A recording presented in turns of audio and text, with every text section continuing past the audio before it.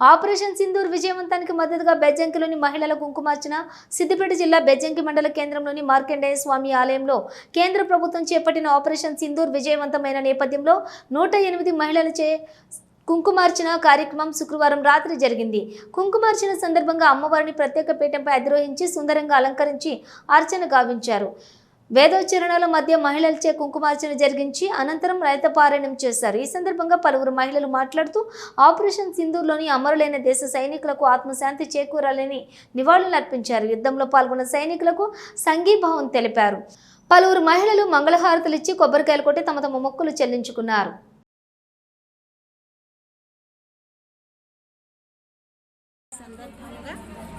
ఈ బెజ్జంకి గ్రామంలో మార్కండేయ గుడి మార్కండేయ అమ్మవారి దగ్గర మేమంతా కూడా భక్తులు అందరం కూడా కుంకుమార్చన చేయడానికి నిర్ణయించాం.